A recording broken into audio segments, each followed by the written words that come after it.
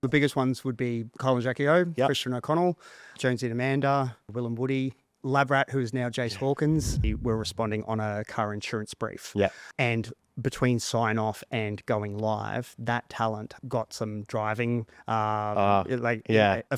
It was panic stations. I would always say to my team, who do you think is going to win an argument with the CEO at the time? Yeah. And Kyle Sandilands. And if Kyle was going to win, then there's no point pushing the commercial. Mark Ritson said that even if you add 11% of a campaign budget to radio, it doubles your campaign effectiveness. It's that connection with the talent that make people tune in. What if a brand came to you and wanted to do their own branded podcast? Is that just a vanity project? All right, Andy, welcome to That Fucking Marketing Podcast. Thanks for having me. Thanks for coming on. Now, before we get into detail, I want you to give the listeners a bit of understanding of who you've actually worked with in terms of talent and brands across your career. And just name drop. Yeah, so, the biggest ones would be Kyle and Jackie O, Christian O'Connell, Jonesy and Amanda, Will and Woody, Rosso back in the day, Labrat, who is now Jace Hawkins in Nova Breakfast in Melbourne.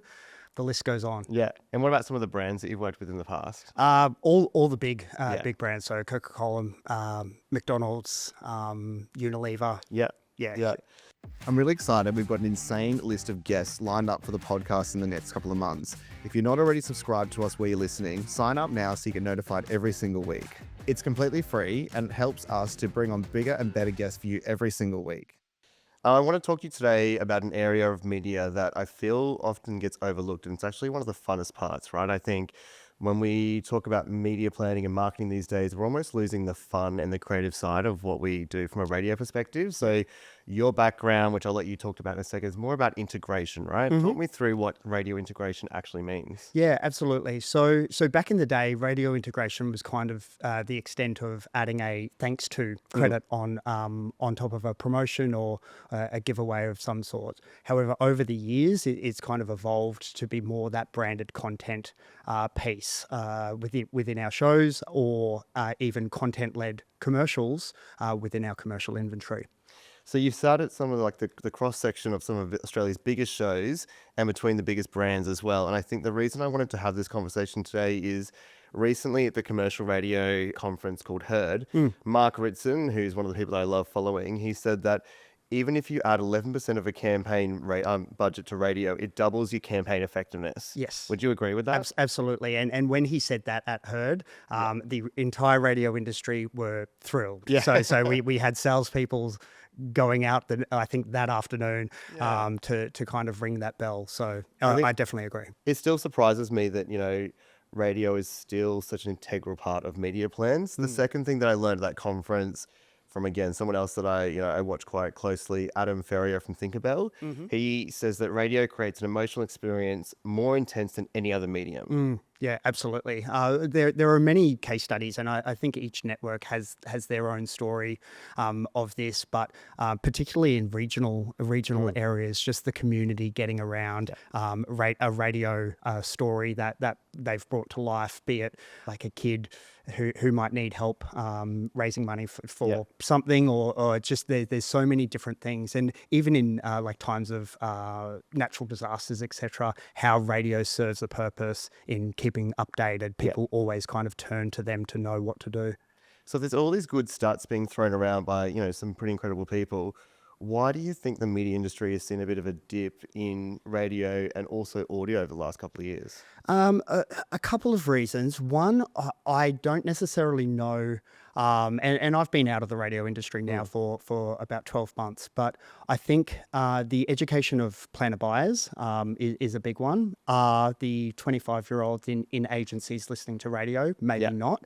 And I think that is a big piece of it. Also, I think just the fragmented landscape of like the rise of influencer marketing, something's kind of had to give that, and I think we're seeing that in the more traditional forms of media, not just radio, but obviously press and TV, taking that dip for more modern, newer forms of media. Yeah. So what I'm hearing is I think it's less about the channel, but it's more how the brands show up in it. Is that right? Yeah, absolutely. And for many years now, we've kind of been taught to show up in agencies with a bit of swagger and be proud of what we put forward, but because we do need to compete with kind of cooler, like the Metas or the influencers, those advertising budgets as well. Yeah. So before we get into the crux of it, talk me through kind of your 8 years at Australian Radio Network. So it was my second bout was about 8 years, but I originally walked into Australian Radio Network in 2012, and then I left in 2015 to go to Ensemble, so part of Media Brands, and then when I came back in 2017, it was in a leadership perspective of leadership capacity rather of the integration department nationally, and so I think through that time up until when I left in 2025, we had seen a number of talent change. We had seen the market change. We'd seen kind of the peaks of the Novas and the SCAs and the peaks of ARNs and kind of competing for those briefs as well as working together for the industry. And so my day-to-day was, people leadership aside, working really closely with both commercial and content teams to essentially make that marriage made in hell work. Editorial versus commercial, always a fun That's one, it, isn't exactly. Yeah. I've made a career out of being the diplomat. I'm a child of divorced parents, so I know how to kind of be the diplomat. I'm sleeping at mum's tonight. Exactly. So I'm keen to hear, out of sort of your time in radio, best campaign. Talk me through it. Best campaign. So there are a few. I would say the one that I'm personally most proud of, I'll give you two answers. The one I'm personally most proud of, and then the one I think was most effective from an audience perspective. Great. The one that I was most proud of was quite a while now, where we for IKEA, where we worked with Rosso. It was the brief that was to get the IKEA catalogue, raise awareness for the IKEA catalogue, make people kind of want and check out the IKEA catalogue. We came up with an idea where Rosso has quite a design eye, Tim Ross. He would create a chair that he wanted to put into the catalogue. We knew it was never going to happen. But we worked with IKEA that he would campaign IKEA to get it in. They would eventually say no, but essentially give a space in front of an IKEA for people to try the chair and have the chance to win the prototype of the chair. It ended up winning a number of awards throughout that campaign. But that's one that I have always felt very held very near and dear. From a audience effectiveness, it was back when Coke Zero Sugar, no sugar was Coke Zero Sugar. And Kyle was a big Diet Coke drinker, and we worked with him really closely to try the no sugar, and he loved it. And having him go on air, and we built essentially a campaign about him making the switch, and it was all very transparent. People knew that it was a paid campaign, but it was in real life. I had a mate who didn't know what I did, and when I kind of explained it to him, he's like, "Oh, so when Kyle talks about Coke No Sugar or Coke Zero Sugar, is that you?" And I'm like, "Yeah, I worked on that campaign." And he's like, "That made me. I was a Diet Coke drinker. He made me try it, and I've now ordered crates of it." And like, this is just a mate at a house party, and so hearing that, and the numbers also suggested that he wasn't alone. But just hearing that effectiveness of someone like Kyle, or a integrated campaign that's aligned with something that a talent actually believes in, or actually is taking part in, is just second to none. Take that back for the post-campaign report. Exactly. Yeah. Marking my own homework. Yeah. So what I'm keen to understand about those campaigns is, where did the creative ideas actually come from? Did the agencies and brands brief you on the idea and say, do this? Or do they say, hey, we have this product, help us integrate, or we want to use radio? What was the process there? Yeah, so both of those ideas were created in-house at ARN. Whereas it's not unheard of for an agency to come with us with ideas. And it's a delicate dance, because there are the briefs where we know that whoever can deliver the idea that the agency puts forward will win the business. But also, being experts in the channel, I think we have a responsibility to go, hey, we can do it your way. However, this is actually our recommendation, and put forward two options for them to decide. But both of those were working in-house and alongside our talent. Yeah, great. And so you mentioned Kyle was the main driver of that one, but is there anything specifically that made either of those two campaigns like really land with your audience? I think having talent buy-in Yeah. first up, because like I would love to say that you shouldn't be able to tell when a talent is bought in or not, but you absolutely Yeah. can. Yeah. And this, like, if you're holding guns to talent's heads to say, hey, we need you to do this, otherwise we're going to lose the business, it never ends well. And so that was essentially my job, to kind of bring together the commercial needs with the talent needs. And when you're working with high rating shows and personalities like a Kyle Sandilands, they don't necessarily want to rock the boat. They don't want to do something that doesn't necessarily fit their brand. So it is kind of making them understand, or the people around them understand, that, hey, this isn't my problem, this is our problem. So as a business, we need to kind of work together to figure out what the solution is. Yeah, I mean, that's a really interesting point. So you're working with the talent to try and get them on board. Like, what were some of the techniques there? Because I know that sometimes they can just flat out refuse. Like, they don't have to do a campaign, right? They don't align with it. Absolutely. Yeah. Yeah. And you can escalate it as far as you can go. And I would always say to my team, with this one, who do you think is going to win an argument between Kieran, who is the CEO at the time, and Kyle Sandilands? And if Kyle was going to win, then there's no point pushing the commercial, because we could escalate it as far as we possibly can, but Kyle will win. Or if we think Kieran will, well, then let's figure out a way that we can. And so it's being that, having that discernment of knowing when to push and not. But to answer your question, how do we do it? I think demonstrating an understanding of the brand, and like being a listener and engaging with what the show is about, and not being so, I'm going to say ignorant, it's probably a bit hard, but not being ignorant enough to go in and ask them to do something that they would never do. Completely off brand. Exactly. And having that basic understanding. And in the instances where we do have to ask that question, be open and honest and say, hey, we know that this isn't it. This is just the special request that we've had put in front of us. We want to work with you to figure out how we can best respond to it. Because I would imagine that some of the best campaigns would be when it's not usually what they do, right? Like if they're trying something completely new for the first time, you want their like honest reaction. I'm sure that would make the best radio, right? Yeah, it can. I think depends on the talent. Our talent aren't actors, and we can't expect them to be actors. So if there was a organic reaction required, we might work with a Jackie to see how Kyle would react, or a Will to see how Woody would react. And so there would be ways to generate a relatively authentic response. But yeah, it can go tits up. But we usually like to be pretty transparent, so everyone knows what they need to do, especially when we're being KPI'd. Yes. On a campaign's effectiveness. And you're trying to win the pitch, right? Exactly. Exactly. So how much creative freedom did the show or the talent actually have when rolling this stuff out? Depends on the show. Yeah. Again, Okay. yeah. So if a show is rating well, they have a lot more creative freedom.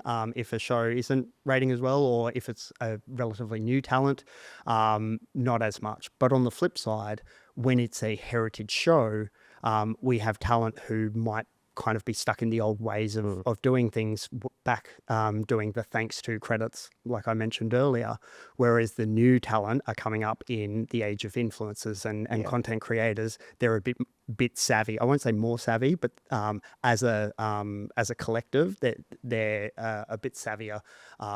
That's just another way of saying more savvy than say the heritage talent. Yeah, that makes sense. So then on the other side, so we talk about talent, how did the brand respond when things like worked really well, or when you had to push back on them? Like, what was the conversation with the agency or the brand like? Pretty, like, again, it varies. Some agencies and brands are so they might be fans of the show, they might be fans of the talent, and they have that trust with their sales team and the business to kind of do what's best for the campaign. Other agencies and brands are so kind of strict on what they needed to achieve, and with that can come a candid conversation going, is the in-show space where nothing is scripted the best environment for you? Yeah. Or could we potentially build a branded content type video, or work on what your commercial creative looks like to be able to deliver what you need it to deliver. So another stat that came out from Mark Ritson again is he found that radio has a 3.5 times more impact on retention rather than acquisition, retention. Did you ever see those like loyalty type campaigns coming through more often than, new customer acquisition? Yes, like I'm a big believer that a post-campaign report should be the beginning of the next briefing cycle, because it's easier to maintain a client than it is to kind of bring in a new one. Yeah.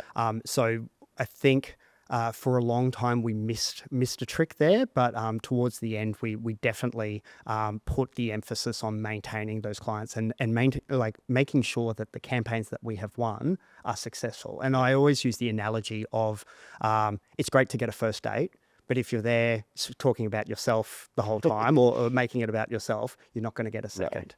Right. So it's just kind of making sure that we're working together with our client partners. Yeah, awesome. So now on the other side, I want to talk about, do you have any examples of campaigns that you thought it was going to be an awesome idea, you could see it rolling out, and then it just didn't go to plan? Yeah, absolutely. So, and this is a bit of a risk where I think that talent can't be the idea. Talent can bring to life the idea, but I think an idea needs to be steeped into an insight or a human truth, because we had an instance where, and I'll be a little bit vague here, but we had an instance where we were responding on a car insurance brief. Yeah. And we led with a talent of ours as kind of the champion of the campaign. And between sign off and going live, that talent got some driving offences. Could be DUI. Yeah. Driving offences. And therefore, like, we were like, what the hell do we do? Because the car insurer obviously not too keen on that. No. And it was panic stations for a while. And because we had built this whole narrative about this single talent. And so to replace that talent was very, very difficult. We did it, but it just took a lot of head hours to be able to do that. Yeah. Did you have to, is that like a reshoot, or was it like a replan, or? Replan, pushing date back. It was all pretty ugly.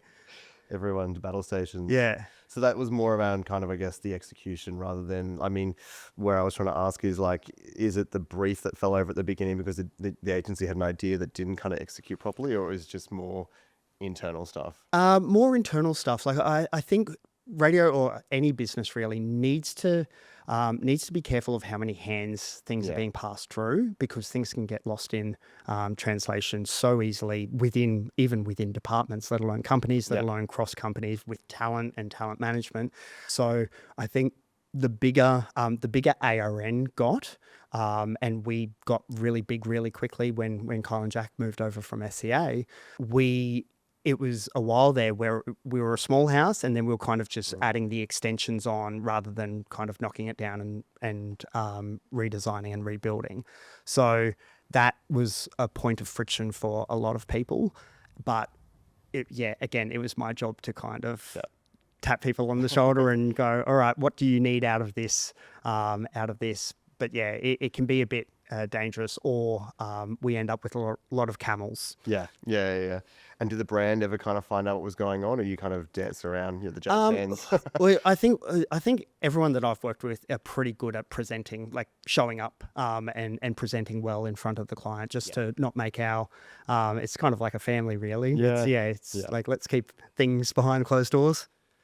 And is there a type of campaign that consistently doesn't work with a radio show or a talent-based brief that you've seen come across your desk? Anything that's too commercial, like anything that needs, if it needs a script, if it needs to hit these points, or even if there's T's and C's or like various industries require, it's not good for in-show. Yeah.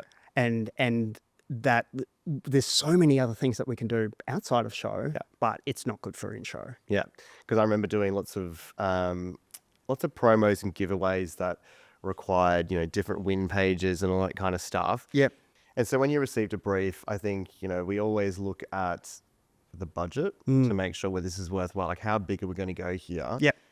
Again, if a marketing manager is looking to make their next best, the next campaign the best, is there like a minimum viable option that they need to be putting forward to radio stations to make sure they actually get the best out of it? Oh, look, how long is a piece of string?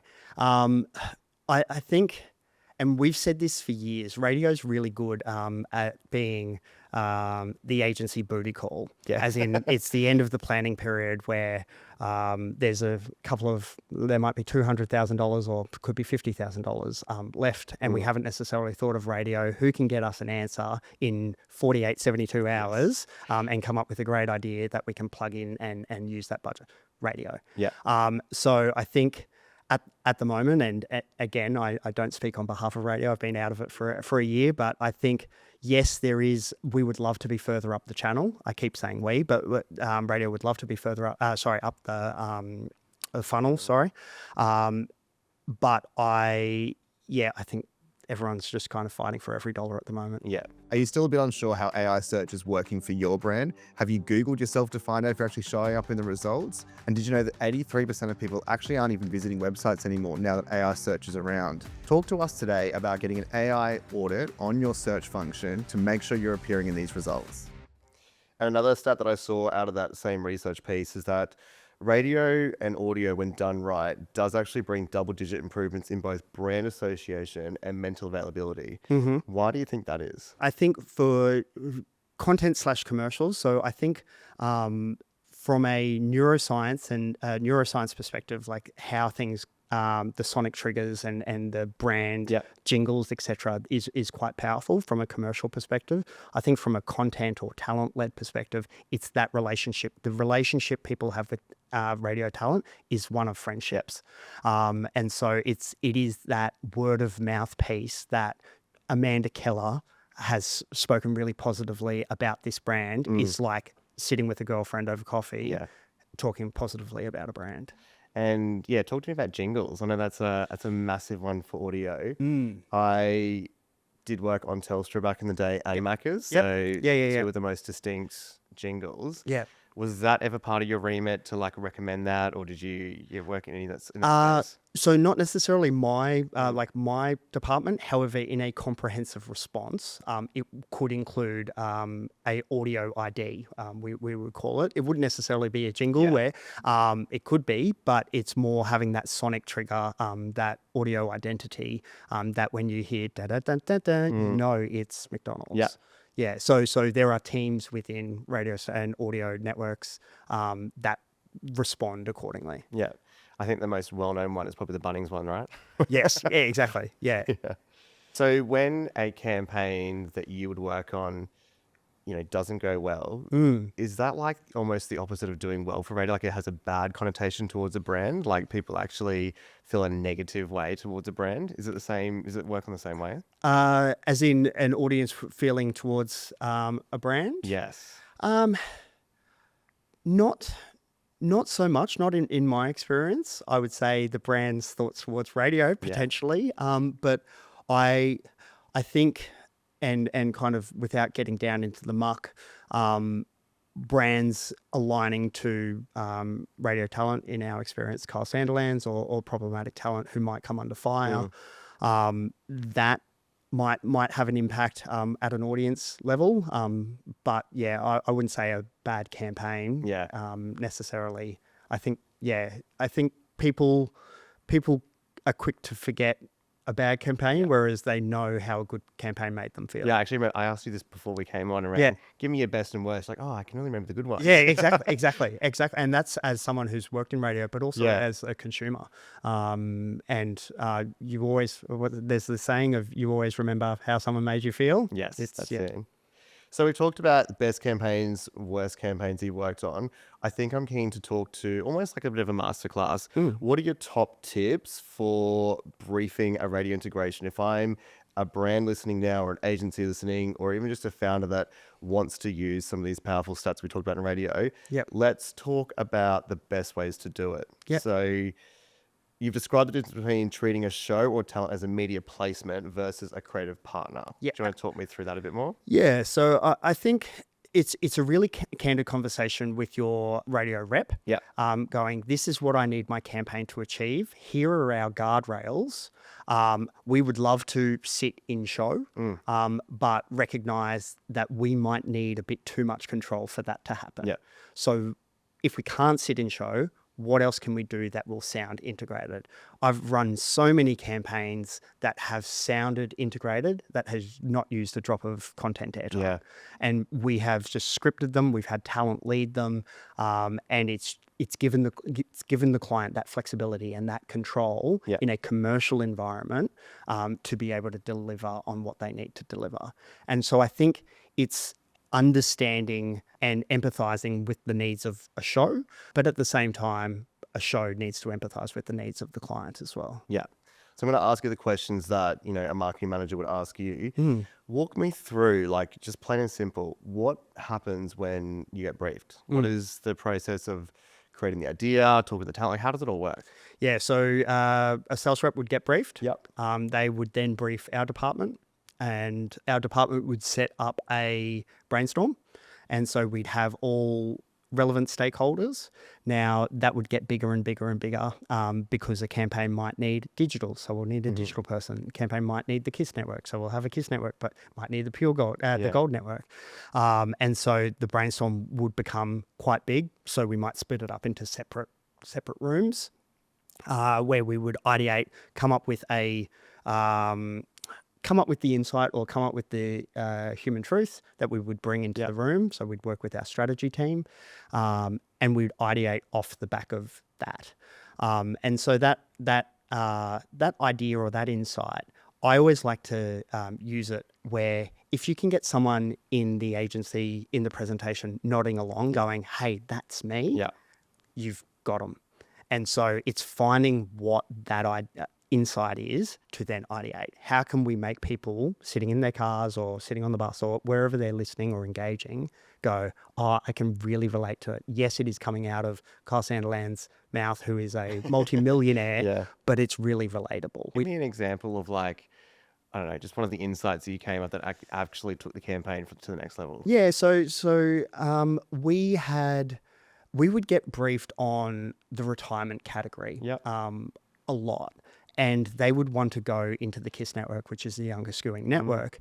And so hearing about retirement, like saving for retirement or preparing for retirement in between, like, Ariana Grande and the weekend songs sounds a bit weird. Yeah.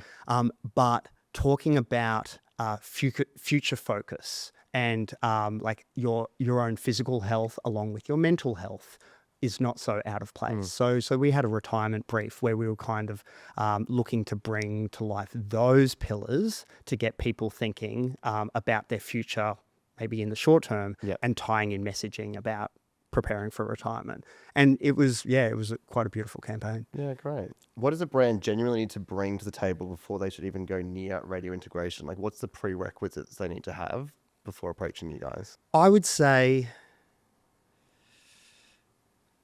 like, a pretty tight brief is good. So knowing exactly what the win looks like and the role that radio can play within it.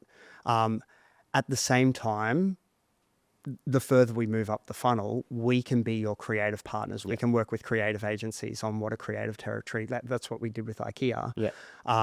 So radio is so nimble and so flexible and can kind of be plugged in at any point within the funnel. It's just a sad case that we are that booty call at the bottom of the funnel. No, I agree. I think even when we do media planning for our clients, radio is definitely one of the funner type of mediums to breathe, because I guess the possibilities are endless. Right. I think I asked this question when we had someone from TV on the podcast as well. We know that spots and dots type buying is still very relevant, right? Like, we've got a TV set, we've got a radio ad, we need to play that. But I guess, what can the integration do that the spot buy just can't? If it's a 30-second script that's been provided to us, I think a lot of things, like from a talent connection, or we can write things based on the campaign that we're running. Whereas I think if ideally you want, and was something that I was quite big on, a content director. So a hour block is split between content and commercial airtime. A content director or a good content director doesn't just care about the content airtime. They should care about the full hour. So the ability to work with clients to make their ads as sticky as possible or in line with the station while still pushing the client message, or have it voiced by our talent or a friend of the station or whatever it might be, making things all kind of working. That's the ideal scenario. So I wouldn't necessarily delineate it between like a spot buy or in-show content. I'd kind of do good creative versus like not necessarily bad, like holistic creative versus sole focused creative. Yeah. And you touched on this, at the beginning around talent specifically, but I think we can talk more to how using talent just builds so much trust with the brand, right? And the credibility of a brand standing alongside the talent. Can you talk to me any more around like why that is just so important? The trust between the talent and the brand, or how, I guess, the trust that the talent gives to a brand. Yeah. I think, again, talent aren't actors. And so we have, I can't remember specifically, but there was an instance where we tried to get Woody. So Woody is celiac. And we had a brief for Subway. And we were, I think there was a real push from sales to get Woody to at least pretend to be able to eat, so like not actually make it. And it was just a real sticking point of, we're not going to lie. No, it's inauthentic. It's inauthentic. Yeah. And that authenticity piece, it is what is like keeping radio on the dial, because people can go to Spotify for music. Yeah. And it's that connection with the talent that make people tune in. Yeah. Can you give me an example of a brand that came in thinking they knew what they wanted and completely changed their approach once they understood what they actually needed and what you guys could actually do? I think Afterpay was a great example. Yeah, recently, it's a couple of years ago now, but they were really, really open to, they were pushing Afterpay Day, and they were really, really open to hear how we were attacking their business problem. Yeah. And it was a fun campaign. How'd you do it? Through a live event. Yeah. And just made a big song and dance and countdown and talent presence and Yeah, and I remember, just on live events, I remember the old radio days of street teams, right? And I think that's how I started. actually got their first start in media from being in street teams. Is all of that still effective today, or are people a bit over it?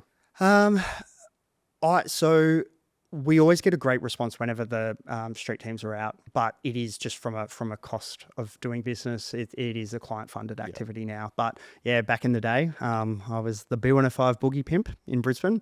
That went out 4 times a day. But yeah, I think those days are behind us. So to wrap up the integration piece, how do we actually measure it? Like, are we just doing, I guess, sales, bottom line sales, or what is the measurements you guys used to do to show it was successful? Yeah, so at ARN, we had something called the backstage study, where depending at what the lead time of the campaign was, we can put things in market to survey a panel of listeners of what their recall of a brand pre, during, and post campaign as well. Yeah, awesome. Here's the honest question. If integration is so much more effective than a straight spot buy, why are we still just defaulting to just plain briefs or buying through DSPs and getting audio ads online? Like, why are we not seeing more integrations come through? I would say ease and cost. Yeah, it does cost to do integrations, like be it talent fees or prize money or productions to bring those big ideas to life.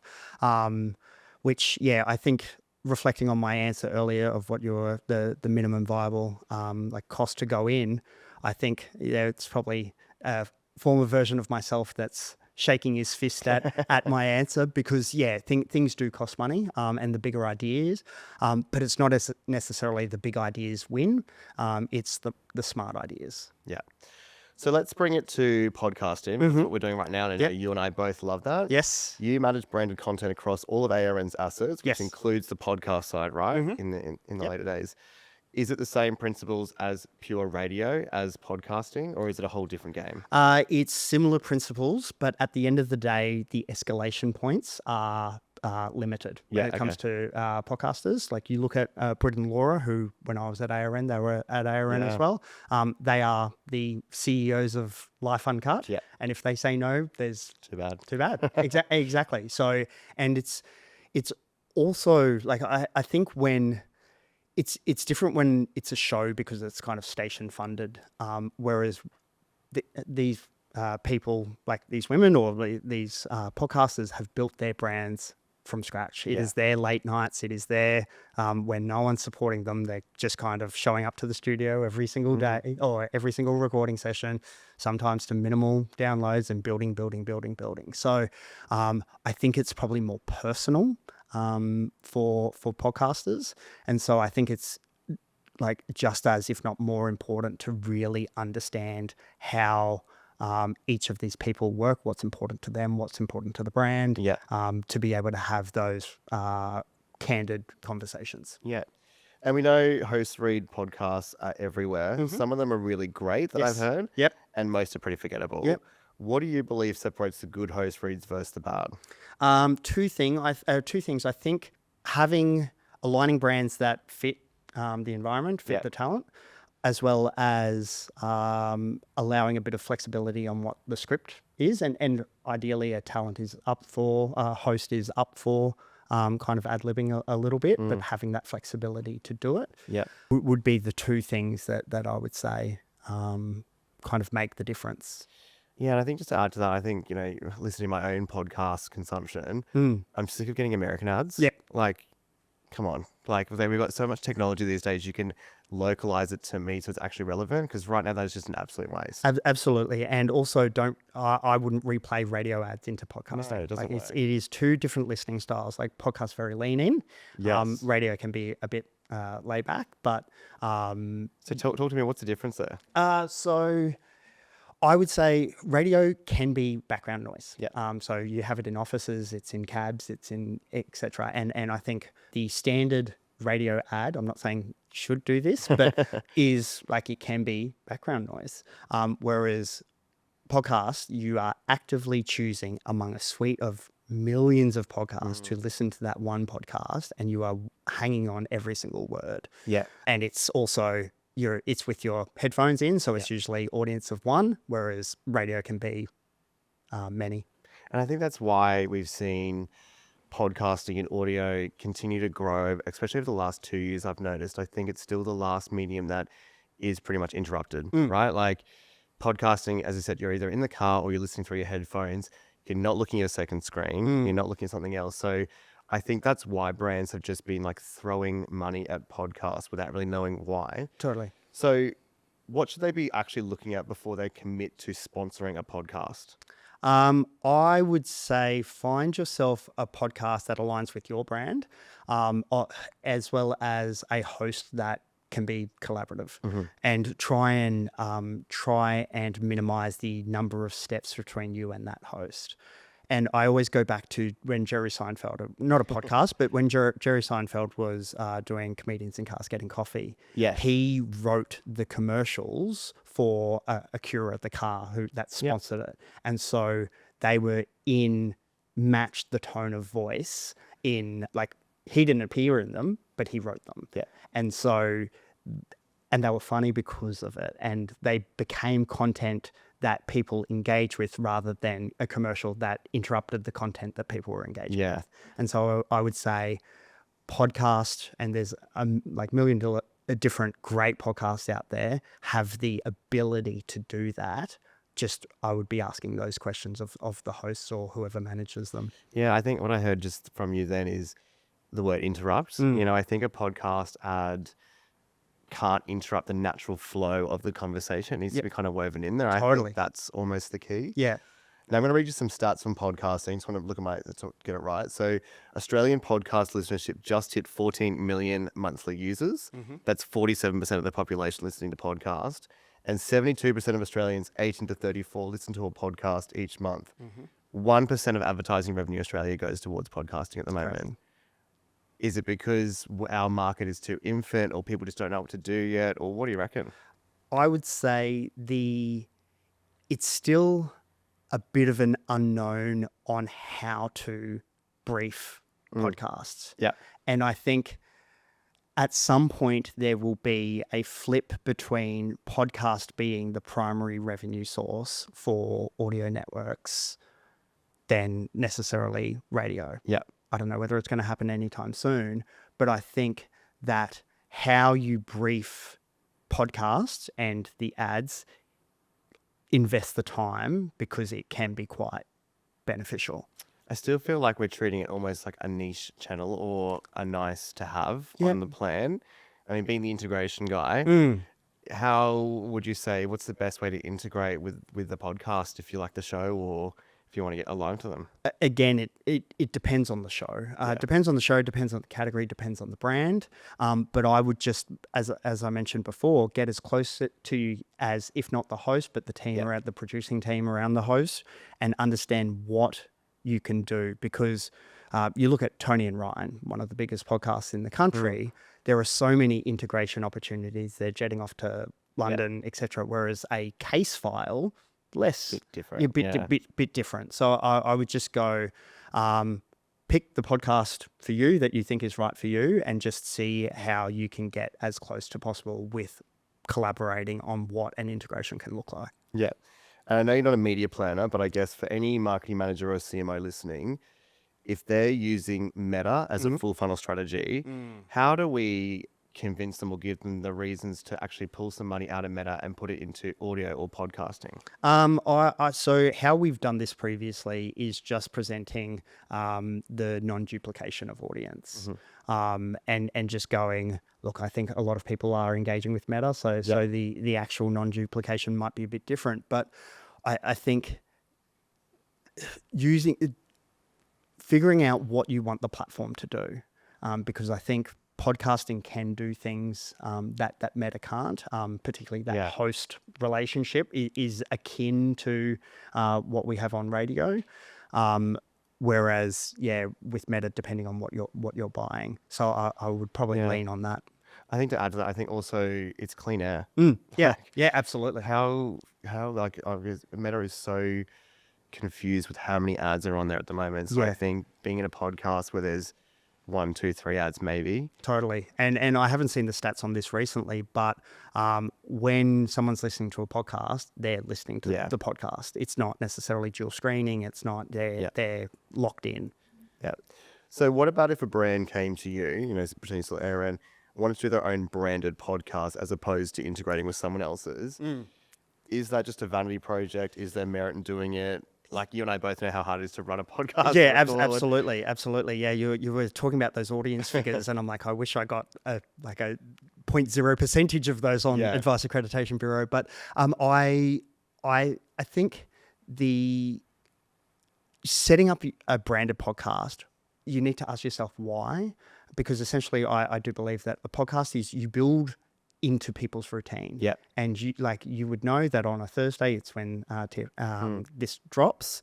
And so you want people to know that on Thursday morning, they can go and they can listen to this podcast on their way to work. Whereas if you build a branded podcast that only goes for 6 episodes, what's the purpose of that? It takes a lot of time, money, energy to amplify, promote, cross-promote.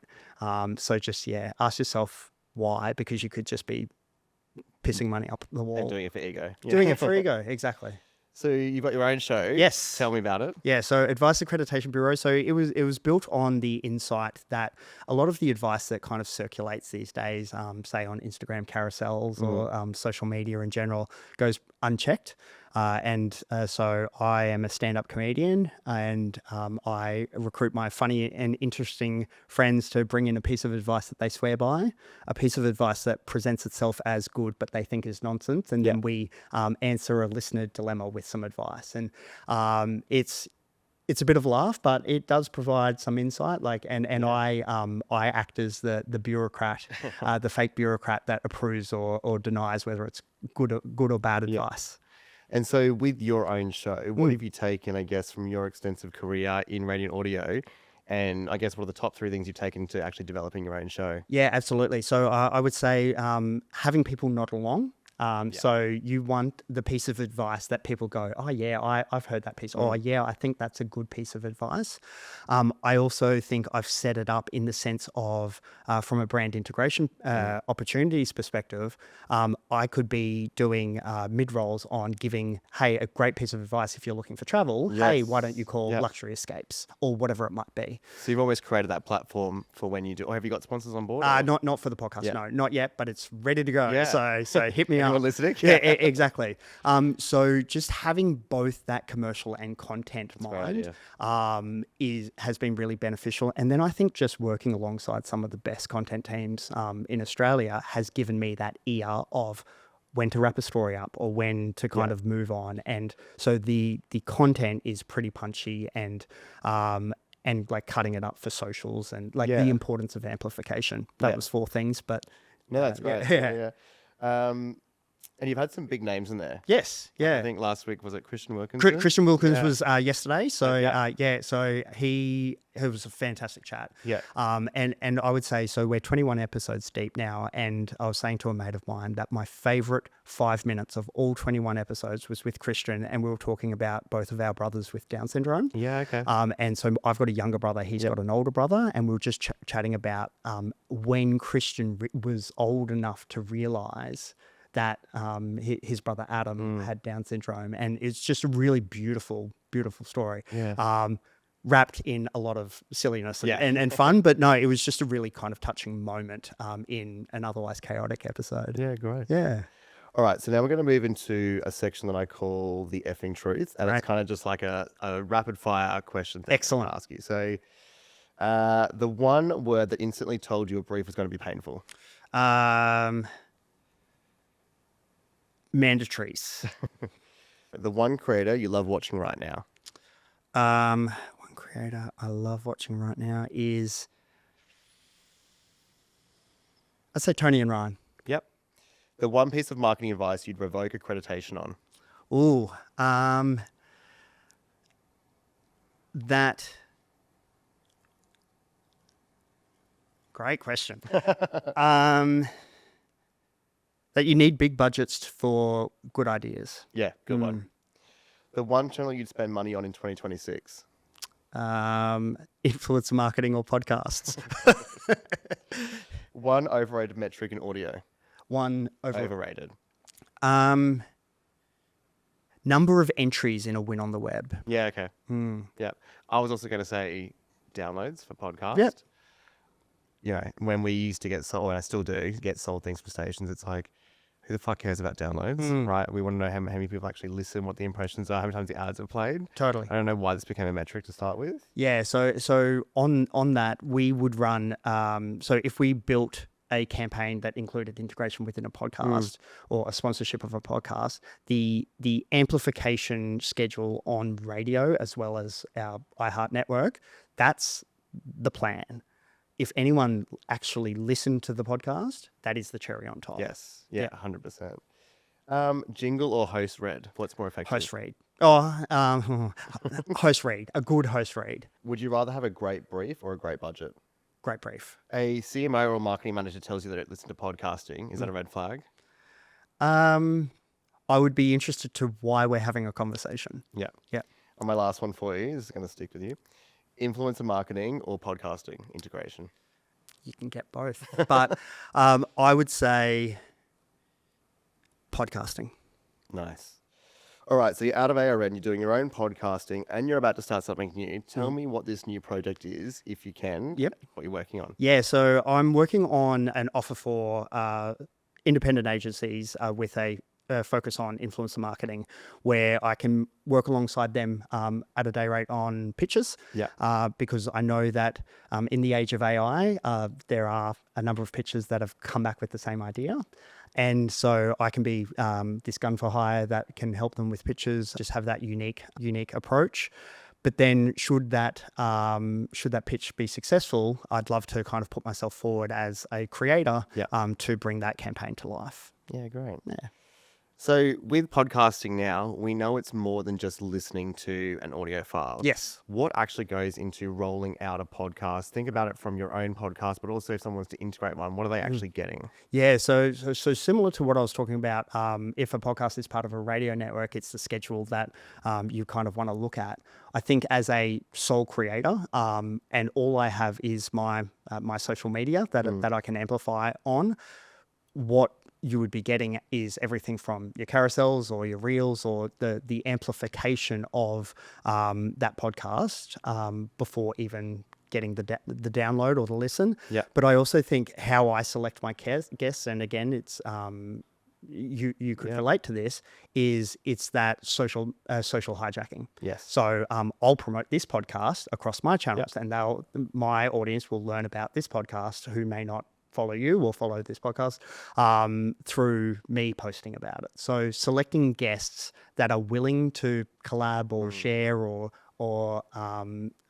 promote the episode.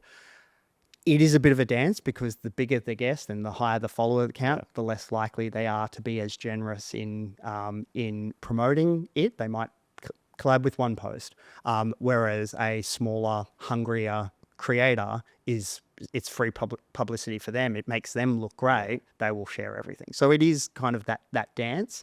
But yeah, I would say it's the content. You use the content to sell the content. Yeah. Cross-pollinating. Exactly. Yeah. Awesome. Well, thank you so much for today. No And worries. I want to give you an opportunity. So where can people find you specifically, your show, and then follow along with what you're doing next? Yeah, absolutely. So I'm on Instagram. My handle is Procopis. That's Procopis. And my show is called Advice Accreditation Bureau, which is on Instagram, but you can listen to it on Apple Podcasts, Spotify, and watch it on YouTube. And I'm performing all around Sydney if you're in Sydney. Yeah. So come to a show. I'm somewhat funny. Awesome. Yeah. Thank you so much. Thanks for having me.